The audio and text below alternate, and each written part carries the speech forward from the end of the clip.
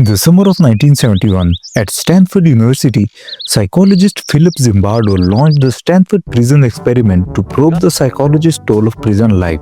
This came amid national unrest over prison abuses at places like Attica and San Quentin, where inmates rioted against brutal conditions.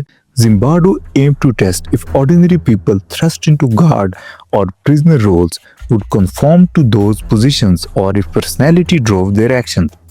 Over 75 men applied.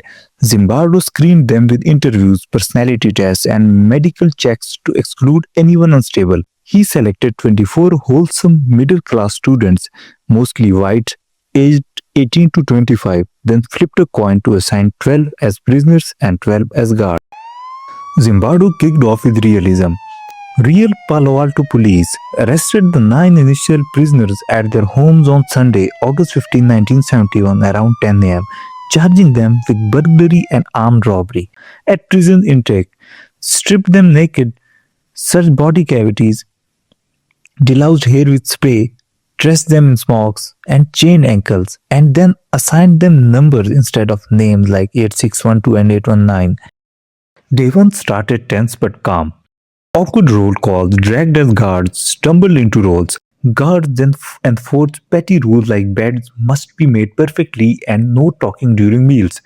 Due to all this, prisoner 8612 exploded early. He started to curse guards, so they isolated him briefly. On day 2, prisoners rebelled. 8612 led them to rip off stocking caps and ID numbers, barricade cells with beds, wrap blankets over smocks, yelling, "We are not playing anymore." Guards panicked.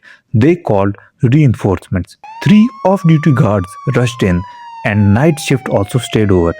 Guards stripped the cells, taking their blankets, mattresses. Instigators like 8612 caught the whole. To crush their spirits, guards used psych warfare like loud music blasts, forced push-ups with taunts, and privileged tiers like loyal good prisoners got mattresses first. Rebels ate cold leftovers from floor and prisoner 8612 showed acute breakdown. Guards offered informant role for leniency, but Zimbardo released him by evening as truly distressed. Day 3 brought systematic cruelty as guards settled into power. They invented endless counts, roll calls every hour, forcing prisoners to chant numbers in unison while doing push-ups or jumping jacks. Meals also turned humiliating, such as eating sausage and bread off filthy floors.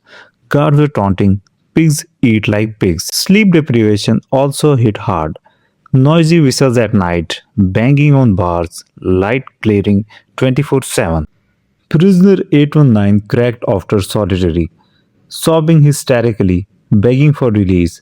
Guards then mocked his breakdown as acting, but Zimbardo paroled him that night. By day 4, guards escalated sexually. Strip searches became routine, forcing simulated sodomy positions. Day 5 saw total submission. Counts lasted hours. Prisoners recited numbers robotically, forgetting their own IDs amid exhaustion. Prisoners mimicked intercourse with each other on command, like, "John, screw the wall." Parents arrived for visits and were shocked by sons' disheveled states, but guards' script held. "They're disruptive. Sign this discipline contract, please." By Friday, 5 days in, lawyer candidate Christina Maslach visited and exploded. "This is travesty. Kids are suffering." Her outrage forced Zimbardo to end the experiment early. Of 12 prisoners, half released early from distress. No violence occurred, but emotional scars lingered. PTSD-like symptoms, trust issues. Zimbardo concluded situational forces trump personality. Average students became brutal guards or broken prisoners in days. Key factors like de-individuation, power imbalance, gradual escalation, no oversight pushback. Replications failed ethically, but lessons endured were power corrupts ordinary people fast. Zimbardo's Stanford Prison Experiment uncovered profound insights into human psychology, most famously crystallized in the Lucifer effect. He showed that everyday people can swiftly become perpetrators of evil when placed in situations like this.